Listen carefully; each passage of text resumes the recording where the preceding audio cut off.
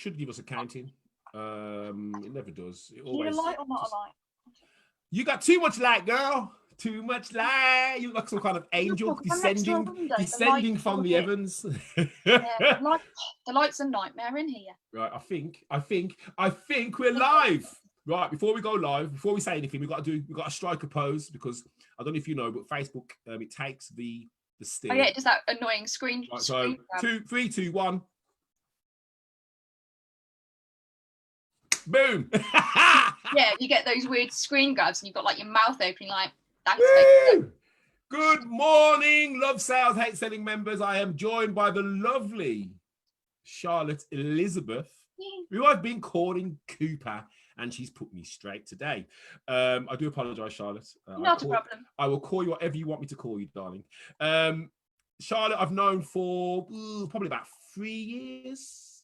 Yeah, 2 to 3 years. And she runs a couple of businesses, actually. And she's resilient. She's overcome some huge challenges. I've heard her story. We're not going to go into too much detail about that now, because that itself is just one interview.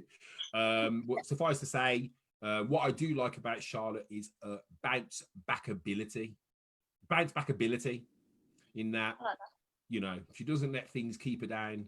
And if I do try and keep her down, she soon just backs them off and says, right, this is about me. So thank you, Charlotte. Thank you for joining us. I do apologize. I've only just sent you the questions this morning. I know, completely unorganized. It's been one of those weeks where everything's happening. I don't know if you know, but someone tried to hack me and clone me and all kinds of weird and wonderful things this week. So Just what you need. yeah, I'm a little bit stressed. So guys, yes, we're live. So Charlotte, let's get started.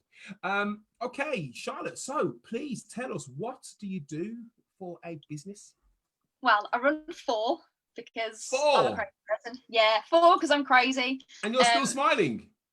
Yeah, I love it. So I have 2 dance businesses, the 2 that are behind me, and I do 2 multi-level marketing businesses. So CDP Dance, the purpley one, is predominantly for kids, fun, inclusive, pressure-free dance classes that allows kids to kind of be a kid, learn at their own pace, have fun, make friends, build all of those social skills that they're going to need for life, regardless of whether they're going to go into a dance career. And let me be a kid at the same time. Oh, bless. Just have fun. Just have fun and learn to dance. Like, I love you. none of this, you're going to be examined in 3 months by someone that you don't know, that's just going to sit there at a desk with a stern, like, blank face kind of thing. Just have fun and be a kid.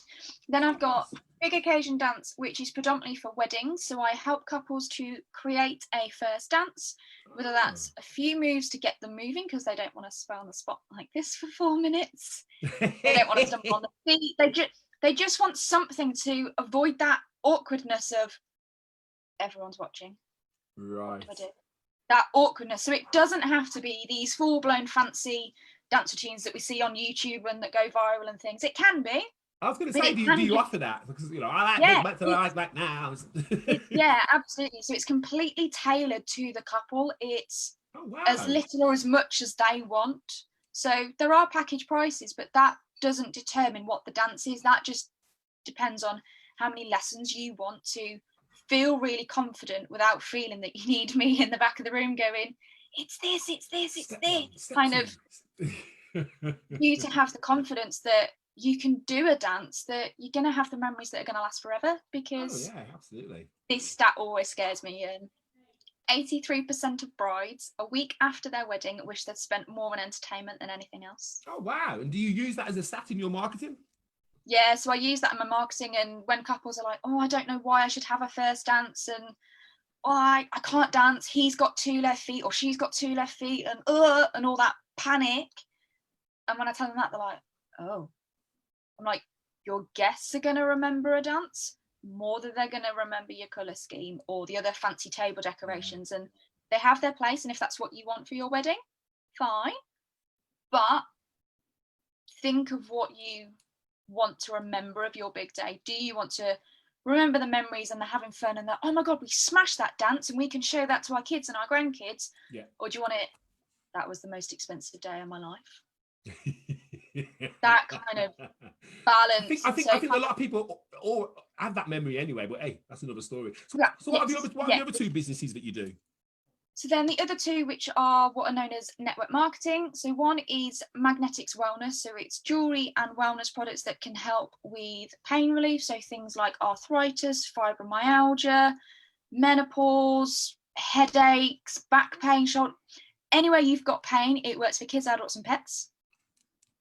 We've also got a small range of CBD oil as well, which can also be used for kids, adults and pets. Course, yeah. So I got into that because November last year, I suddenly couldn't lift my arm.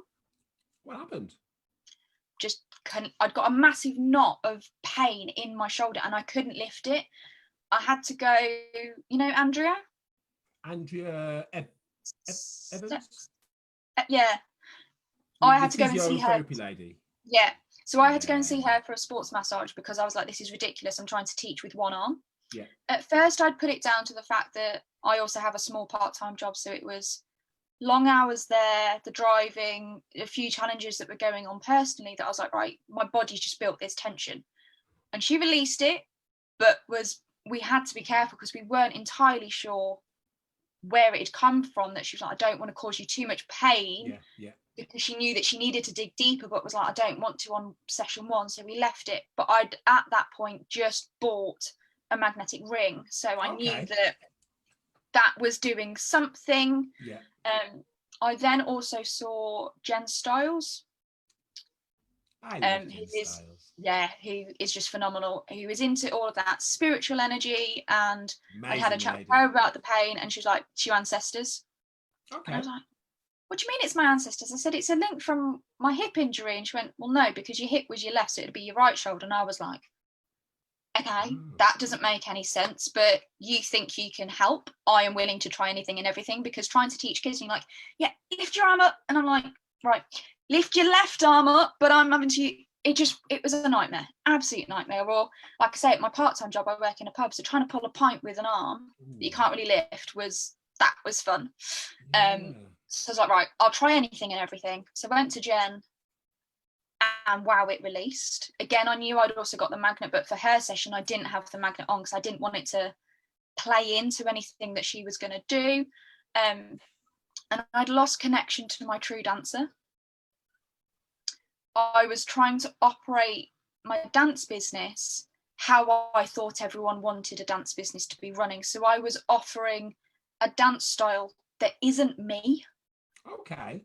I'm not a street dancer, and I was trying to do street dance classes because that's what the kids want, but I'm not a street dancer, so I looked really awkward and felt really awkward doing it and different things. And then as soon as I flipped from her session and did more of the contemporary and the ballet, still putting the street dance in there, but that not being the main focus, wow.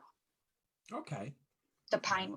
So then I continued and was like, actually, you know what? This can link in with the kids' dance business. Particularly, I do a lot of work with special education kids. Okay. And our magnetic therapy products work really well for kids that are on the spectrum, or anyone on the spectrum. Yeah. It helps to balance them out and feel a little bit less disorientated as they do. Yeah. We've had reports of kids with ADHD who have less of their meltdowns. They're taking less of their medication. They're just a hell of a lot calmer, which if you're a parent of an SEN child, you have your challenges already. So to have something that they're not having to ingest, that they can just wear, they can personalize it to them. So I was like, right, I'm going to add that as a sideline to the business. And that's done really well. So where did so there's one more that you haven't mentioned. What's the last business that you're doing? The last business is Unique Makeup. Okay. And is that like a full range of makeup for people of all shades, colours, and so on and so absolutely. It's ridiculous. So I was never planning to do the business side of it. I bought the kit because I use the products anyway, because I have really sensitive skin, so they work for my skin. Saw the kit and went, well, that's got pretty much everything I'm trying to replace, because my makeup needed replacing. I was like, right, buy the kit. No intention of buying at all. Bought a couple of extra items and then was like, hang on a minute, I've just been paid. I've just had. Well, they paid you. So you spent money with them. They gave you some money back. Yeah. What a wonderful company. Did they give you back? Did they give you back more than what you paid though? They gave me back 20%. Oh, that's all right. within 3 hours. Wow. Hey, we'll have words about that later on. So, obviously, So, 4 yeah. businesses. Yeah.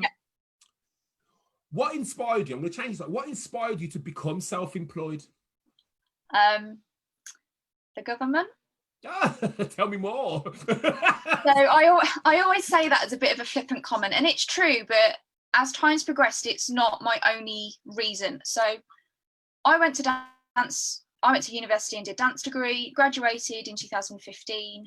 After having a hip injury in the first year, very quickly had to rethink my whole dance career.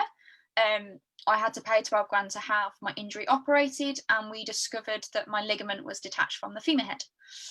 Whoa. Yeah, so I had to relearn to walk and all of that. So I knew that dancing as a performer was never going to be an option. There's always going to be that weakness for me in my hip area. Right. I've done teaching prior to uni and always knew that eventually at some point I would teach. I just knew that would be the natural progression for me. Yeah. Just never expected it would have been so soon.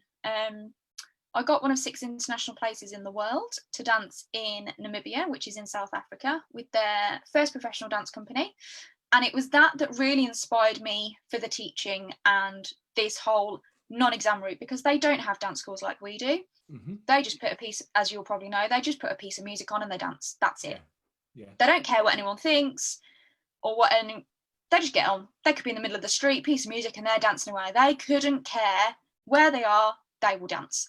Yeah, so that's where I really found my love and passion for teaching. So when I came back to do my 3rd year, I undertook a youth apprenticeship with one of the local youth dance companies, learning how to teach, how to run a company. I was in charge for 3 weeks because the owner got a contract to dance in China. So I had to take care of the kids. I had to take them down to Bournemouth for a youth dance platform, all of that. And that's when I was like, right, this is what I want to do.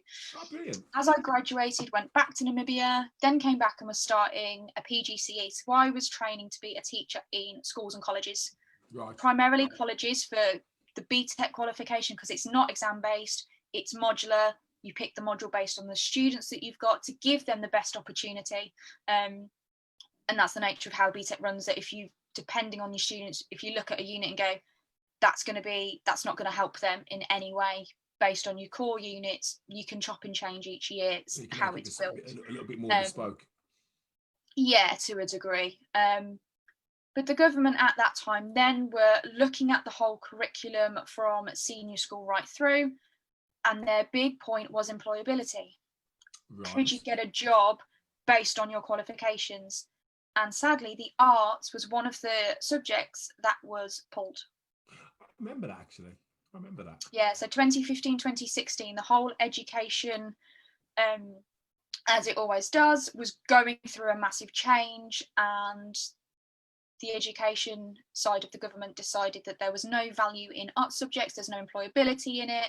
Crazy, absolutely crazy. The thing is, with creative arts, that allows most certainly young people to express themselves in ways that they possibly can't through language. So I think very short-sighted. But hey, it's government. What do they know about bringing up children? What do they know? Absolutely. They weren't looking at the transferable skills that are gained. They were literally looking at it as a subject. Yeah. What job can you get? But also weren't looking at the wider country of what do the arts actually give us, particularly now in lockdown. What is all of the things that kids are doing? Yeah, I can think of a few subjects at school which are a complete waste of time, but creative arts would not be one of them. Obviously, so because of that, I couldn't get a job in a school or college because there were few and far between. I was up against people with more experience than me. At this point, I was only 22, and my only feedback I was getting on jobs was, you don't have enough experience. My argument was, I'm a newly qualified teacher. You said this is a job role for a newly qualified teacher. I've gone and taught in South Africa. I've done other things, but I hadn't taught in a school or college. That was their argument. I didn't have that experience. I had teaching experience, but not the institution experience. So as you do, you put things out on Facebook. Does anyone know of any dance teaching jobs in the Warwickshire area? Because that's where I was living at the time. And a few people came back and said, oh, we do after school clubs, holiday workshops, first dance, kids classes, still self-employed. Now, I had no idea what that meant. I was obviously still trying for the qualified teacher job. I was like, oh, well, if I get like a supply teacher job, how does that work if I do both? Then someone explained the delightful tax returns. Yeah, someone did. Yeah, so then someone explained the delightful tax returns, and the rest, as they say, is history. September 2016, I started my September 2016, I started my self-employed journey. So I know you've been through a lot of challenges. Tell us about one of the biggest challenges you've had to overcome. I'd say the biggest challenge would have been my hip. Within the business. Within the business, it's not exactly a challenge. It was more a mindset challenge for me of being so young, starting a business, that I wasn't someone that had a normal job, that corporate kind of 9 to 5 and the guaranteed income, and then gone, I've had enough of this, I'm going alone. Yeah. I was straight out of education. Straight no idea what the hell I was. Yeah, no idea what I was doing. I was working freelance, so people were giving me the work, and then gradually the work was dropping away for different reasons. They either lost their funding or things needed to change. And then I was like, hang on a minute, I could be doing this. So then September 2017 is when I set up CDP Dance, and then learn accounts, marketing, networking, and all those other things. Why are you swearing on this live? All those things that for a year I was kind of fumbling along with, because I wasn't running my own. So that was a challenge kind of in the beginning that I had to get out of my head of. I'm 22 running a business. I have no idea what I'm doing. I shouldn't be doing this. I'm not old enough. All that age mindset. Whereas now, I still have it a little bit now. My coach kicks me up the bum with it. Good. So they should. Yeah. Now I just sit or stand and go, I'm 26 and I run 4 businesses. Boom. So I own that. So that was definitely a challenge over the last 4 years of overcoming of. How do you feel when you say that to your friends? I'm 26. They think I'm mad. They absolutely think I'm mad. Particularly the ones that I work with at the pub, or like the customers at the pub. They're looking again. You got 4 businesses. I'm like, yeah. That's so cool. Fair play to you. I mean, the thing is, you've started young. I mean, the only way is forward, isn't it? Really. Absolutely. You're only going to get better and better and better. So, if somebody was crazy enough to want to start a business right now, 2020, post-COVID, what advice would you give that person other than don't do it? No, I'm joking. Absolutely do it. I always say that business is hard and they never tell you till you get into it. So if you go into it knowing it's not going to be plain sailing, then you're not going to be like, oh, why am I having these challenges? It's supposed to be this most wonderful thing in the world. It is. However, you're the boss. If things don't happen, the buck lies with you. Absolutely. But the big thing before starting out, look at what you love. Yes. So don't just create a business based on the job you're currently in, because there's a reason you're leaving that job. Yeah. So look at all the other things that you love. If it's crafting, if it's admin work, if it's accounts. I know people that love being an accountant. They just love numbers. Fine. I like numbers. I wanted to be an accountant. If you love helping people to sell, if whatever it is that you love, look at that, because if you love it, it makes those down days easier. So look at something that you love, and this is something that I still have a challenge with, and every time someone's asking me the question, I'm like, oh, I don't know. Who do you want to work with? Who is your ideal customer? Who is going to be the best person that when they come to you and go, hey, I want to buy your stuff, and they buy it and then they keep buying and they refer to their friends, nail that person, and not just women age 30. Literally nail it down to one person. So for me, I base it on a couple of customers that I really love and blend them into this one, what's known as an avatar.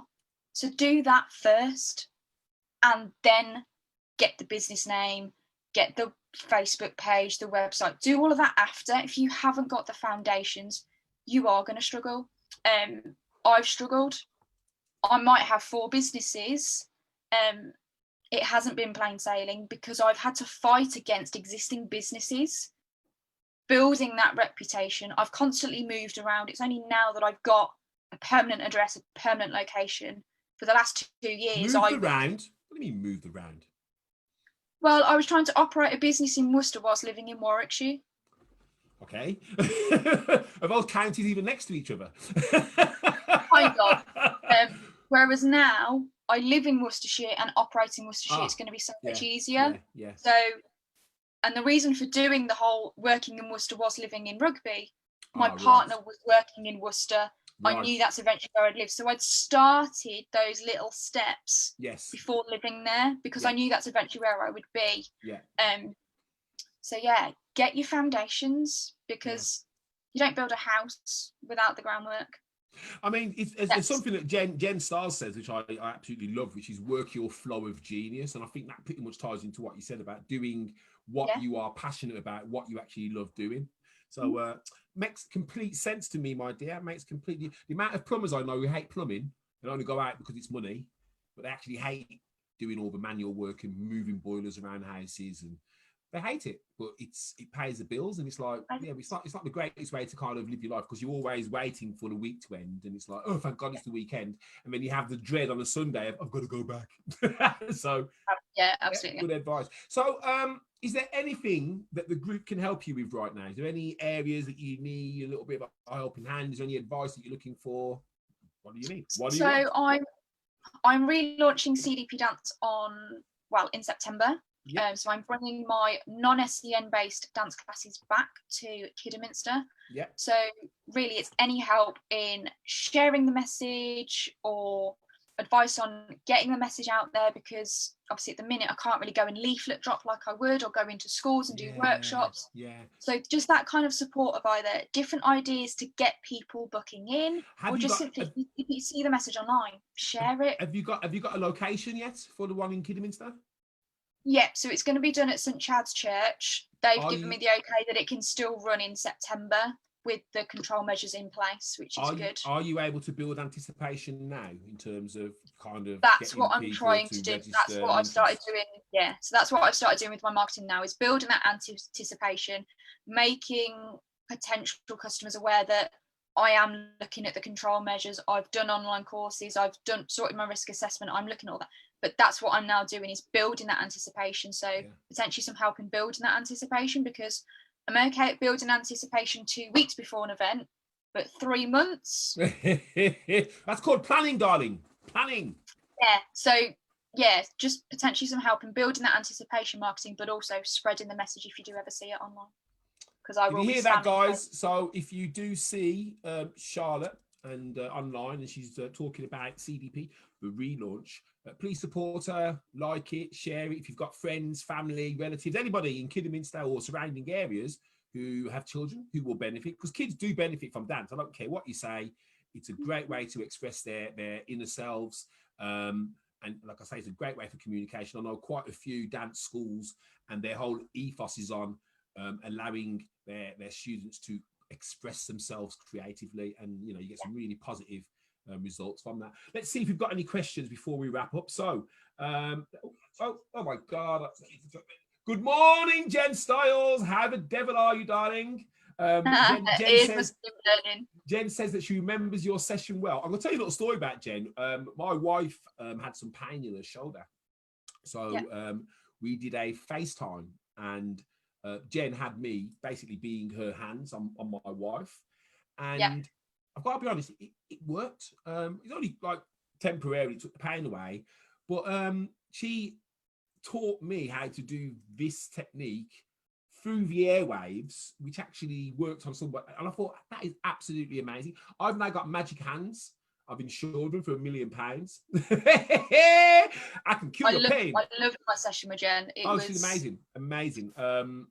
Anyway, sorry, Jen, we're just talking about you. You can listen if you want. Hey, Glenn. It's just Glenn's had a sales call. That's brilliant. Glenn also says, so right, Charlotte. Know your customer. Totally agree. Well said. Hi, Karen. Hi, Lynn. And hey, John Hill. Hope you're well. Okay, well, listen. That's been words all over the place today. That has been fantastic today, honey. I really like is that a new logo of the CDP? CDP, so CDP had a new logo. Yeah, so they both had a rebrand in November last year. November last year they had a rebrand. Looks Yeah, really, really I good. love them. I can't. Because my I've clear got, thing was that they're two separate businesses, so I needed them to have their own identity, but still kind of blend well together. And I love it. Absolutely love it. oh, Jen says she's feeling the love. And so you should, darling. We love you. We love you, Yeah. Jen. Right, guys, we're going to go. If there's any more questions, we'll give you one more minute if you've got any questions for Charlotte. As I say, a fearless female entrepreneur who has amazing bounce back ability. I can't even say this. Bounce back ability. That's actually a word I learned in a sales job. Say used on me, because when I took over this role, the area was doing terrible, and I used to go into the sales meeting smiling and bouncing and be like, "How do you do it?" And I'm like, "Hey, this is just me." And they made that. I know. I remember the first time I met you. The room was so quiet, and then there was this, "Hey," and I was like, "Oh, morning." Was that it? That was Droitwich Golf Club. Was that the first time we met? That was the first time we met. Was Droitwich Golf Club, and I got everyone dancing in the 40 seconds, and then he left me a testimonial on LinkedIn saying that I was the first person to ever get you dancing at a network meeting. And then every time we've met, it's always like, "Coops!" I'm like, "Nigel's here."